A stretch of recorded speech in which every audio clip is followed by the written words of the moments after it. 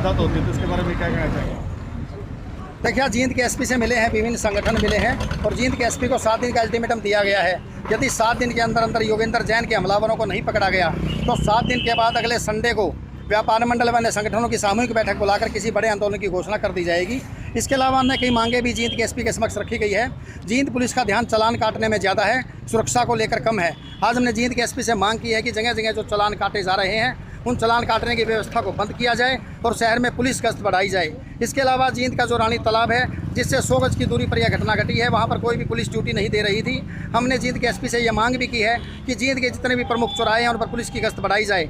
साथ ही साथ हमने जींद के एसपी से एक और मांग की है कि जो करोड़ों रुपये मास्क काटने और चालान काटने से आते हैं, उन करोड़ों रुपये में से कम 50% चालान का जो पैसा है वो जींद की सुरक्षा पर लगाया जाए। इस प्रकार का एक मेमोरेंडम जींद के एसपी को दिया गया है और जींद के एसपी ने 7 दिन का टाइम मांगा है। यदि 7 दिन तक हमलावरों को गिरफ्तार नहीं किया गया, चालान काटने पर अंकुश नहीं लगा और शहर में पुलिस गश्त नहीं बढ़ाई गई तो 7 दिन के बाद व्यापार मंडल और जितने भी अन्य सामाजिक संगठन हैं बैठक करके बड़े आंदोलन की घोषणा कर देंगे। आज हम एसपी साहब को मिले थे, हरियाणा प्रदेश व्यापार मंडल, जींद व्यापार मंडल, दोनों संगठन हम मिले थे। जो कल वारदात हुई थी गुआना रोड पर, सरेआम हमारे व्यापारी योगेंद्र के साथ जो घटना घटी है, 35,000 रुपये उसके उन्होंने पुलिस वहाँ जो बंदूक तान के वो जो पैसे छीने हैं, ये बड़ी निंदनीय घटना है। और चांदनी चौक जैसा माहौल है और इतनी ट्रैफिक है, इतना आवागमन है, इतने आवागमन होने के बावजूद भी वहाँ घटना घटी है।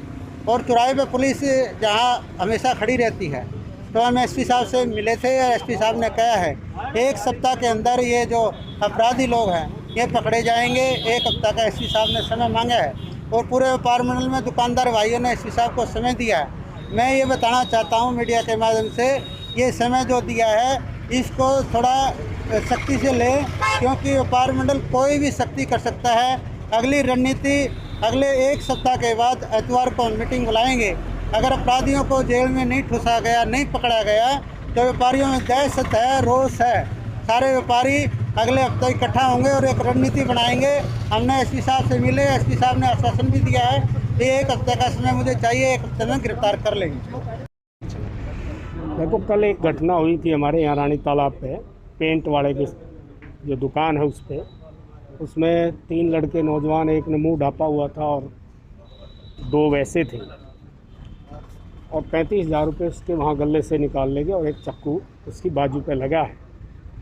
इस संबंध में आज व्यापार मंडल आया था और व्यापार मंडल को आश्वस्त करा है कि हम अगले 1 वीक में इसको 3 टीमें हमने लगाई है, जिसमें स्पेशल स्टाफ है, CIA है और डिटेक्टिव, और DSP जितेंद्र के नेतृत्व में शहर पुलिस स्टेशन उसके अंडर है, उसके नेतृत्व में एक टीम बना करके उस पर हम काम शुरू किया है।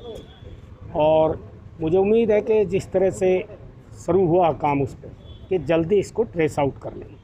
मैंने यही आश्वस्त किया है कि 1 वीक का मुझे टाइम दीजिए, क्योंकि 2 दिन का टाइम मांग रहे थे।